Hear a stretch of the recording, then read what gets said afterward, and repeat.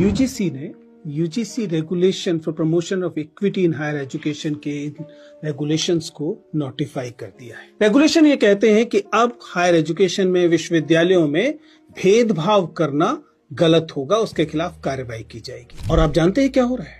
भेदभाव करने के हक के पक्ष में या भेदभाव के खिलाफ आने वाले रेगुलेशंस के खिलाफ लोग प्रतिरोध कर रहे हैं, वे इस पर आपत्ति कर रहे हैं। सच्चाई लेकिन ये है कि ये रेगुलेशंस नई नहीं है। मैं विश्वविद्यालय का शिक्षक हूं, मैं जानता हूं कि 2012 से इस किस्म के रेगुलेशंस हैं और इक्वल अपॉर्चुनिटी सेल पहले से विश्वविद्यालयों में था। पूरी दुनिया के विश्वविद्यालय ये कहते हैं कि विश्वविद्यालयों में इक्विटी होनी चाहिए, वहां पर ऐसे रेगुलेशंस होने चाहिए कि भेदभाव न किया जा सके। सच्चाई ये है कि अब हमारा समाज भेदभाव करने के हक के लिए लड़ने लगा है। यूजीसी के आंकड़े देखें तो बताते हैं कि यूजीसी खुद कह रहा है कि 118% बढ़े हैं डिस्क्रिमिनेशन की जो शिकायतें हैं वो। इसका मतलब कि डिस्क्रिमिनेशन इन हायर एजुकेशन में होता है। कौन नहीं जानता, हम जानते हैं। आईआईटी की स्टडी से आप पहले से परिचित हैं कि जाति देखकर अंक दिए जाते हैं। मेडिकल कॉलेजेस में जाति देखकर भेदभाव होता है, यूनिवर्सिटीज में जाति देखकर भेदभाव होता है और अन्य पहचानों के आधार पर भी भेदभाव होता है। इसलिए वास्तव में इस देश को समतापूर्ण बनाने के लिए स्वाभाविक है, इस बात की जरूरत थी कि रेगुलेशंस आए।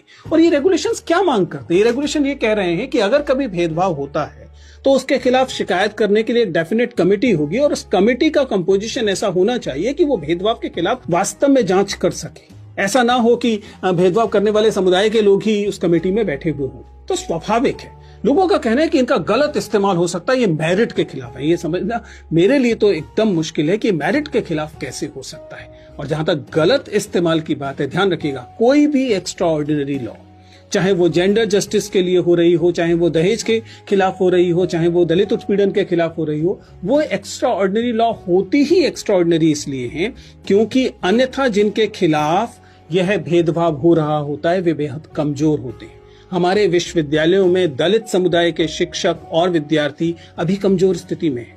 अगर उन्हें अतिरिक्त ताकत नहीं दी जाएगी तो ये भेदभाव लगातार बढ़ते रहेंगे। इसलिए मुझे लगता है कि हम तमाम लोगों को, ठीक तरीके से सोचने वाले लोगों को, इन रेगुलेशंस का समर्थन करना चाहिए और वे लोग जो इसके खिलाफ प्रतिरोध कर रहे हैं उन्हें समझना चाहिए कि देश संविधान से चलेगा। अगर देश संविधान से चलेगा तो भेदभाव जो है वो एक बुरी चीज की तरह ही पहचाना जाएगा, पहचाना जाना चाहिए।